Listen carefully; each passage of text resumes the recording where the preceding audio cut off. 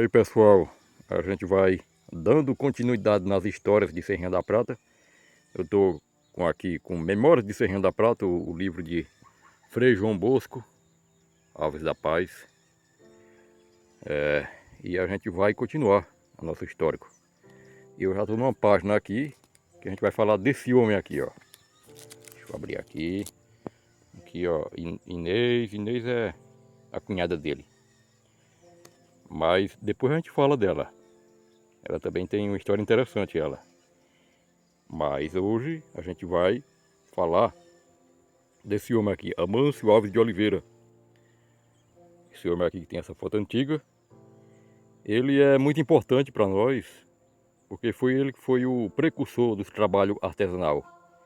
O nosso trabalho, que a gente chama de arremedo. E outros chamam de pios, né?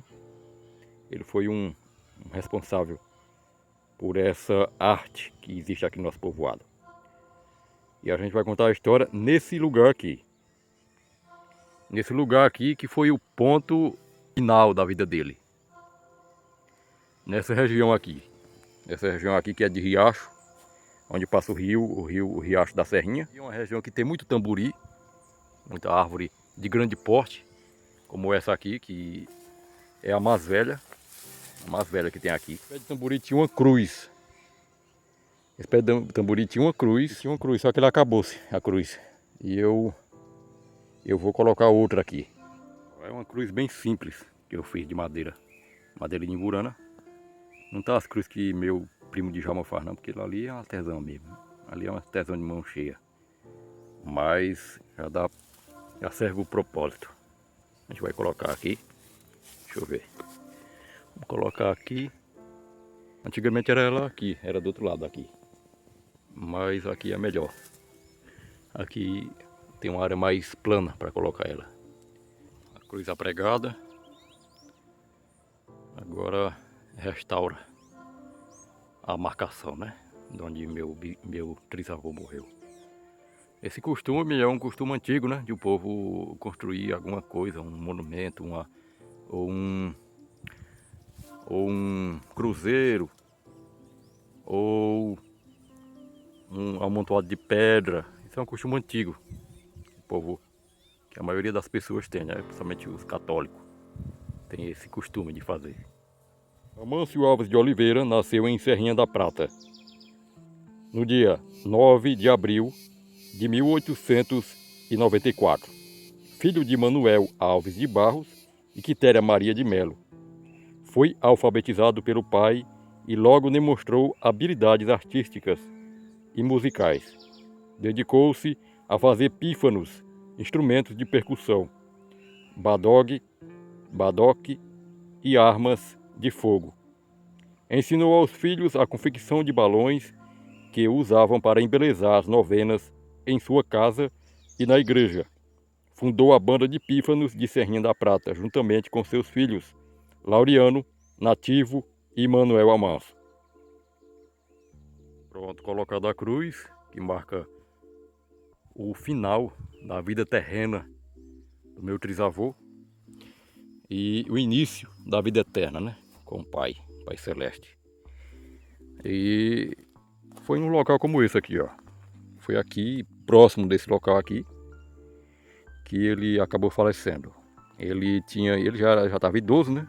Ele tinha ido para as serras, a região das serras, e quando ele ia descendo, cansado, ele vinha descendo próximo aqui o riacho. A gente não sabe se ele passou mal, se deu algum surto, alguma coisa aconteceu, que ele caiu. Encontraram ele no riacho, caído, e levaram ele. Essa é a história da morte, né? Do nosso trisavô, do nosso precursor aqui, no nosso trabalho artesanal, e outras coisas que ele também fez, que a gente vai mostrar aí também. Pra vocês terem noção do tamanho dos pés de tamburi, né? Tinha mais aqui, é motivo morreram. Se acabaram, né? Ali, onde está a cruz. É ali. Esse aqui é o grande legado que ele deixou. é o apito, o artesanato da Serrinha da Prata, o principal artesanato da Serrinha da Prata. Esse bicho aqui, em meados de 1920, ninguém sabe a data exata, mas em 1920, Amâncio Agostinho diz a história que tem, eu encontrei agora 3 versões da história, que ele estava numa feira e encontrou um arremedo desse aqui, ó, um pio desse aqui. Isso aqui é um modelo tradicional, antigo, que a gente chama de boré. Eu tentei reproduzir ele para mostrar para vocês. Não está fiel, mas é quase isso. Ele encontrou um arremedo desse assim, comprou ele na feira, trouxe ele para casa, abriu a tampa dele, abriu ele todinho, viu como é que ele funcionava, e a partir de um bicho desse aqui, ele criou outro e aprendeu a fabricar com a ferramenta que ele tinha. E aprendendo a fabricar, ele levou e passou para seus filhos e foi passando de geração em geração, aos longos de 100 anos. E esse apito, pessoal, ele, para dar o som, como eu já mostrei a vocês aí no canal, que a gente usa o fumo bravo, né? O fumo bravo para dar o som, para dar o som estralado. Porque o fumo bravo é um mato que a gente encontra lá na serra, nas serras aqui. E para dar o som, naquela época ainda ele não tinha o fumo bravo ainda, ele não tinha assim a noção de pegar esse fumo bravo ainda. Isso aí foi desenvolvendo com o tempo. E ele fabricou de um miolo, miolo de milho. Ele pegava o sabugo de milho, né? E tirava o miolo dele. Que o milho, o sabugo, ele tem um miolo dentro. Ele tirava. Aí depois também ele utilizava maniva, né? De mandioca. Isso aqui é de macaxeira, tá vendo? Que tem no meio, ela tem um miolo. Pronto, é tirado isso aqui e lixado e colocado no pio para dar o som, né?